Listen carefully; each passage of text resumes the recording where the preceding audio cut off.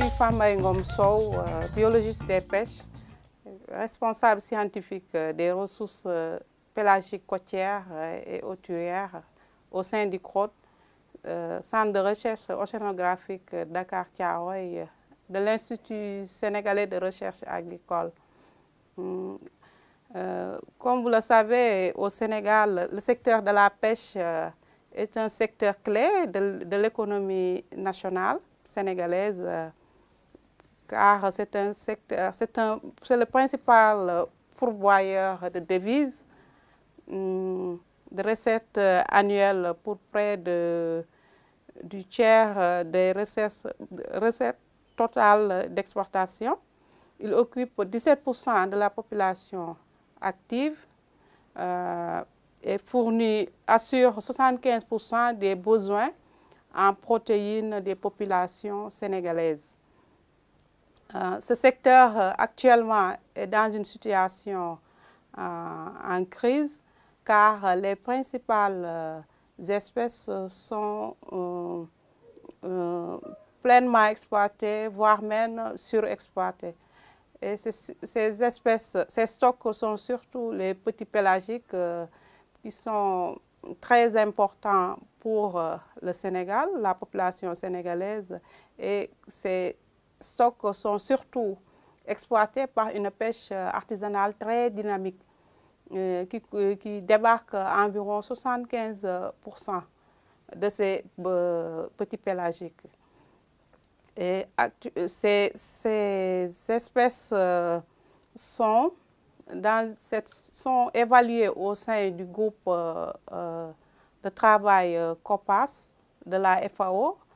Chaque année, les instituts des pays membres, à savoir la Mauritanie, le Sénégal, le Maroc, la Gambie, se réunissent pour évaluer ces différentes espèces, à savoir les sardinelles, les chinchards, le macaron et l'ethmelose. Et les recommandations concernant provenant de ce groupe sont surtout pour les sardinelles, la diminution de l'effort de pêche, surtout artisanal pour le Sénégal, et et aussi des captures. Concernant les ressources démersales côtières, la situation aussi n'est pas confortable parce que les principales espèces démersales sont surexploitées. Alors, d'où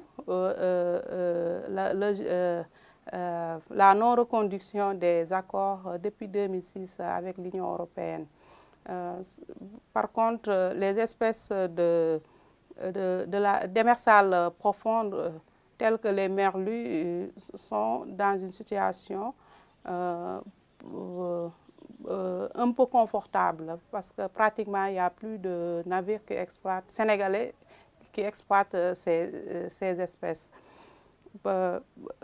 Concernant les ressources, le Sénégal aussi est intéressé et exploite aussi les ressources démersales, les ressources pélagiques hauturières, à savoir les thons et les espèces voisines.